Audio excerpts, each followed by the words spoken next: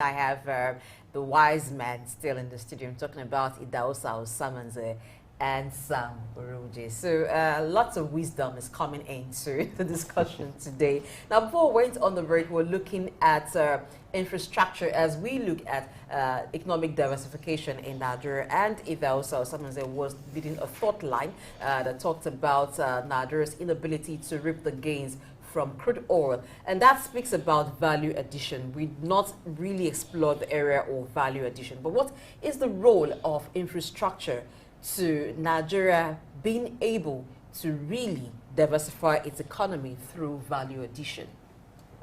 Well, I think there's a whole lot that infrastructure should add to really the national question. But again, is also to look at it from the point of view of those who are building infrastructure. I was speaking to somebody on the sideline earlier on. You look at government investment in infrastructure, almost on the standstill. I can tell you, Lagos-Ibadan Road was built for 23 years. And we are just about to hand over. And in the next 2 years, we will be building the same road. Because the material used are not good. East-West Road has been under construction for the last 23 years or more. There's no hope of completion. This is a challenge. So when you build one infrastructure and you are rebuilding that infrastructure for 23 years, how can it really spread? This is a big problem we also face in terms, I'm just talking about only road infrastructure, not to talk about the airports, for example, which are supposed to be the gateway to our nation, that severally contracts are awarded. And then, of course, the money line up the pockets of some people. And this is the issue we really face. What triggered development and create that macroeconomic stability in every nation is that critical investment in infrastructure. But infrastructure not in terms of building what you have already built. Because you're spending more money maintaining, so you can actually now do a green road. I can point, since 1976 till date, any green road that has been done in Nigeria, I can't point to one. In other words, you are creating the road, fresh, removing the tree, putting asphalt. So what we have done since 1976, after Obasanjo's tenure in building major roads across Nigeria, we have been patching those roads, so we cannot build new ones. And this is where the deficit is coming from. And the reason is not far-fetched. Because the collusion between the private sector and the public servants to ruin the nation is what has brought us to where we are. If we genuinely invest in infrastructure and build quality and solid resource, and then start to expand it, that will create a whole lot of resources that will help redistribute wealth within the polity. Sam, let's look at a country like UAE, who's part of what is driving the economy of that country is tourism. How can we replicate that in Nigeria? You know, that idea started with a leader saying this is the path to go. And then UAE, Dubai is just the hub for tourism now. How can we replicate in Nigeria, replicate that in Nigeria in order to diversify our economy? Thank you, Femi. I think the issue of diversification must be put in proper perspective. The economy is already diversified. Scaling it up is a critical element. And essentially, as Dr. just mentioned, infrastructure is central to development.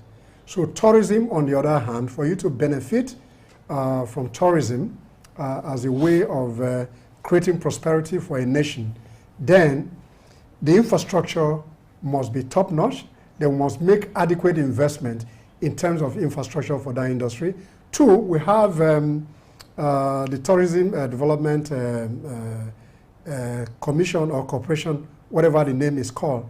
We need to deliberately invest in that sector by creating ecotourism sectors so that we can drive development through those processes. But even where you had those kind of development, you had Tinapa and some other places, as we speak, those infrastructures are not maintained to generate the kind of tourism that we expect.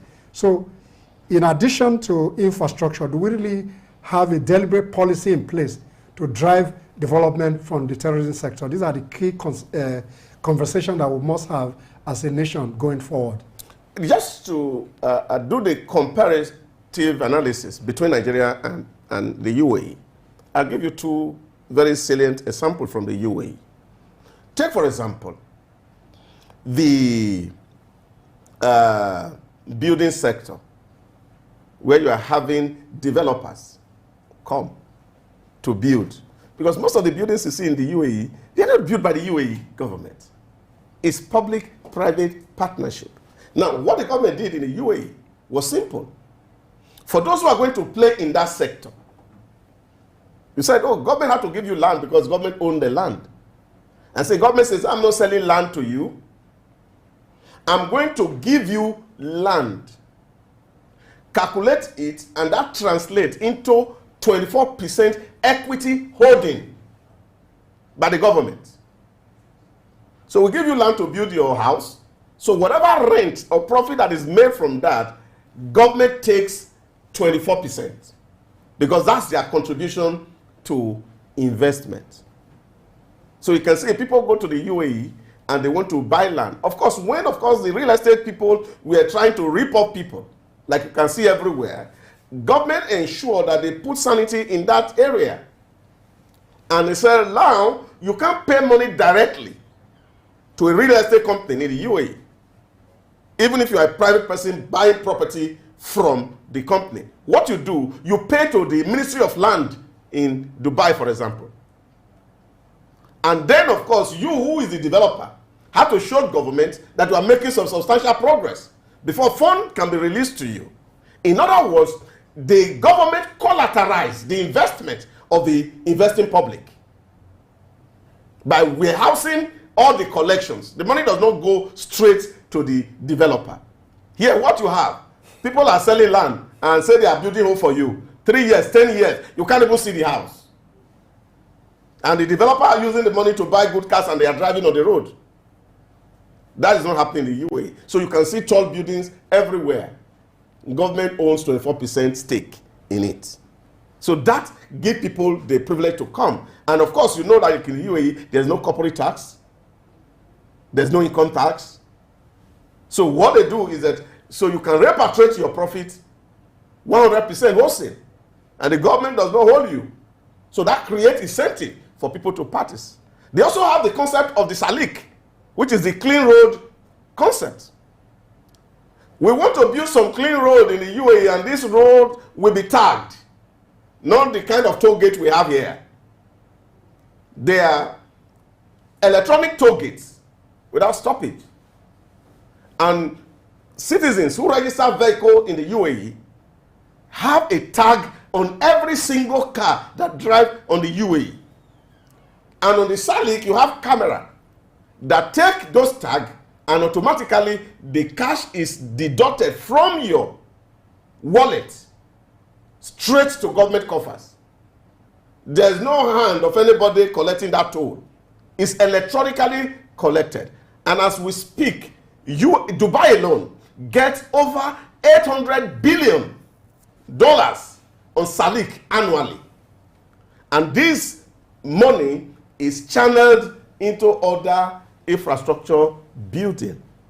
And this is the kind of things that we must be thinking about as a country, to see how we can be able to allow people to participate.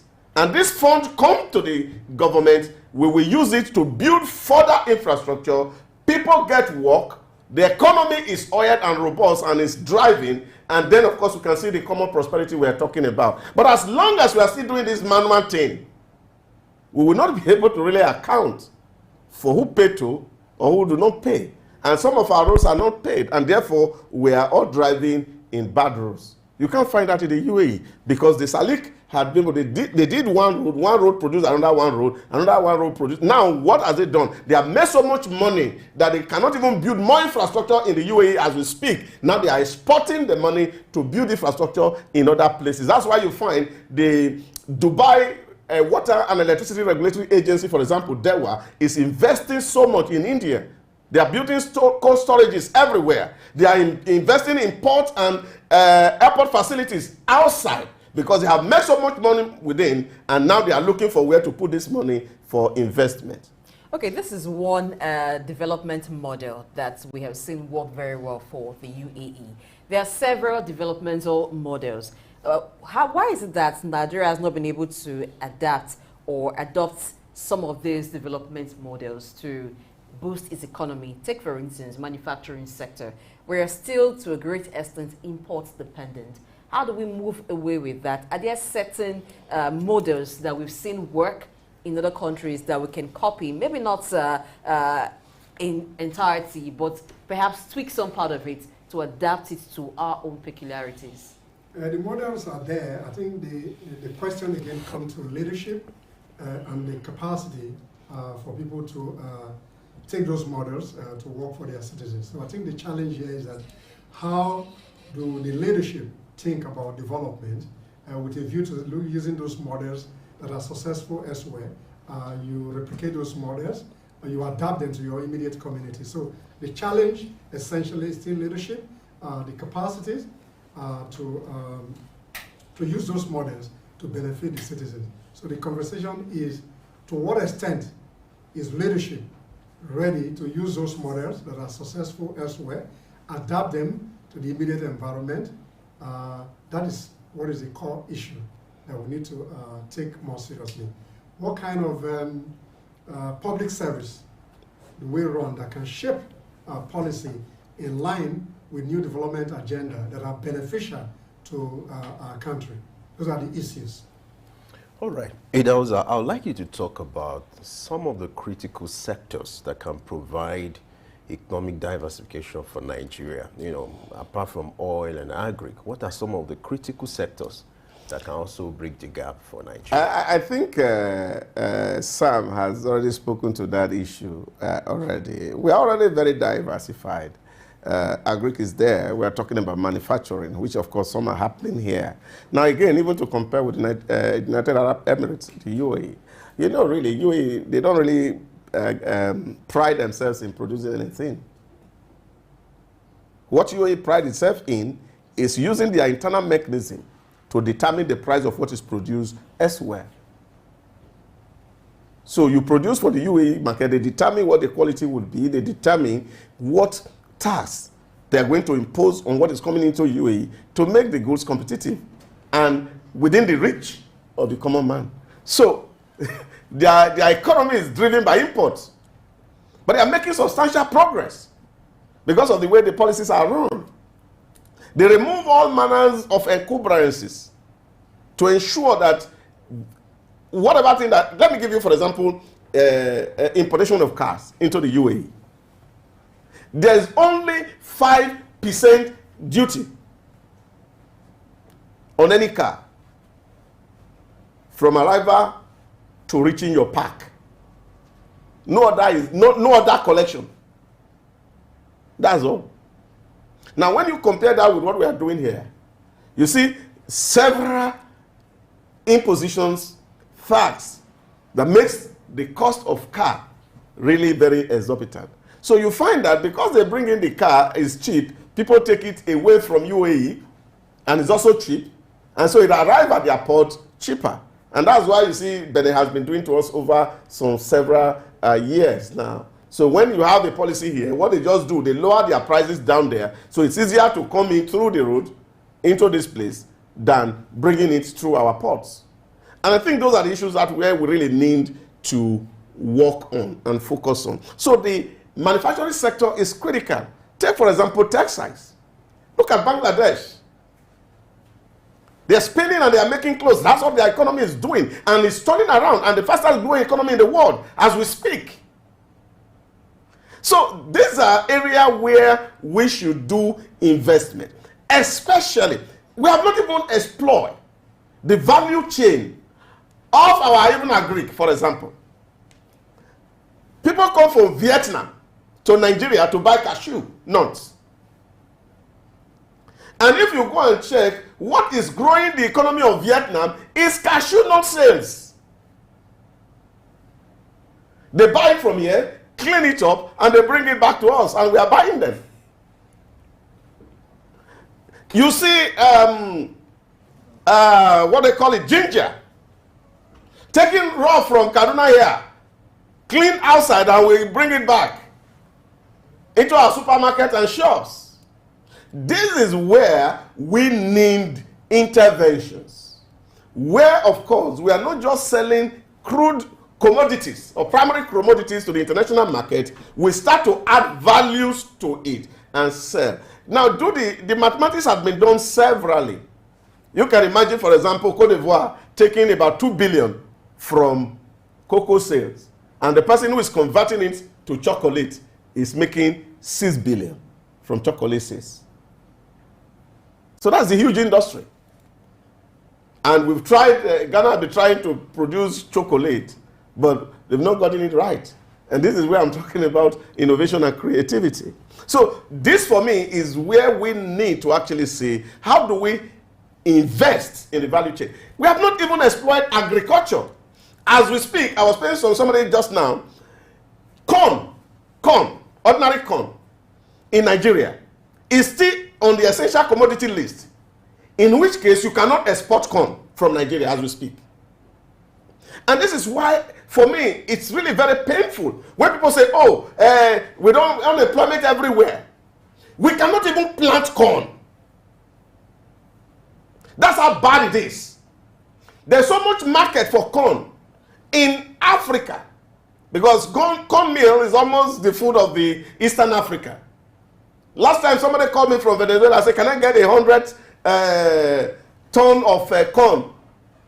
And I was making inquiry and they told me that, look, corn is on prohibited list. You can't export it because we need it to feed fowls and the rest of it in Nigeria. That we are even importing corn to feed fowl. That's how bad we have been as a people. So we have not even sufficiently exploited agriculture. We need to begin to look at this. Just imagine that Nigeria is exporting corn, just as Ukraine is exporting wheat.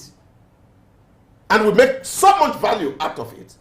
And this is the area where we need to look at. That people are just thinking that the only way people can work is until you pull a tie and go to work in the morning and sit in one office and operate a computer. That is the only way to define work in our environment. That is the biggest problem. I think that mind shift, that people begin to understand that work goes beyond really sitting in the office, is actually folding our sleeves and being where we should be in terms of manufacturing, in terms of added value to what we are producing from the farm, that they are not going out raw, but we are adding value to it so that it can access other international markets.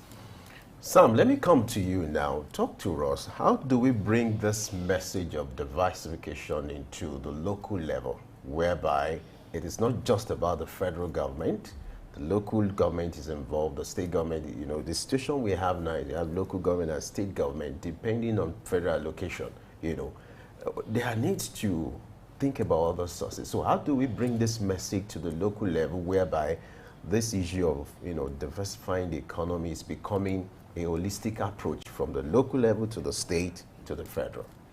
I think we need to invest on mind shift. Essentially, our challenge here at the moment is value addition, and Dr. has spoken to that exclusively in terms of how even citizens see themselves as partner in the development process. So we need to invest more in terms of a mind shift so that people can invest more in creating and adding to the value chain that sustain the various sectors of the economy so that we can benefit.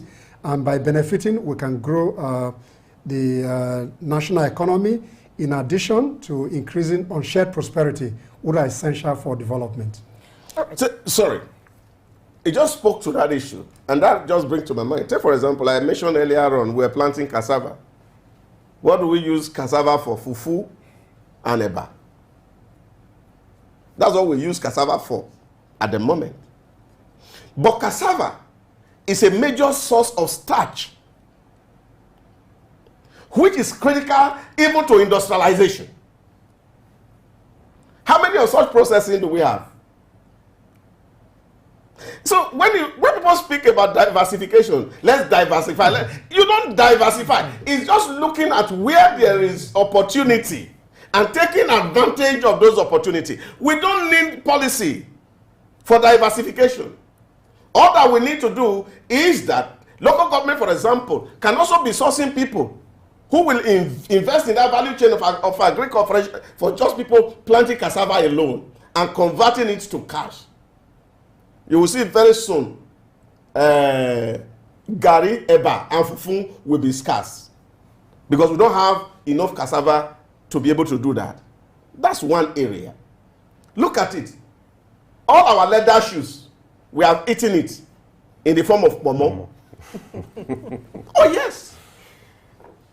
This is issue. Dairy production, milk, which is the simplest commodity anybody can have, just milk it from a cow. We cannot even. So there is so much we have not explored. And this is where we really need to speak to ourselves on the occasion of the Nigerian 63 independence anniversary. We all need to evaluate ourselves and stop evaluating government. For as far as I'm concerned, it is the collective prosperity of the population that translates into government prosperity. And once we are not doing well individually, it will be very difficult to see how the society itself really can make some progress. All right, as we wrap up on this leg of the discussion, processing, which it also just talked about, for some industries, it's something that people can do locally and do not require much of technology or investment. But for the solid mineral sector, we've seen that that is not the case. It requires heavy investment.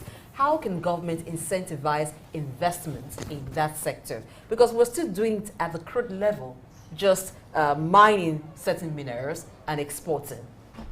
I think one is to do a systemic evaluation of all the various solid mineral resources and look at how we can improve on private-public partnership to drive those processes. Two, the ease of doing business, particularly in mineral exploration and exploitation, need to be improved upon.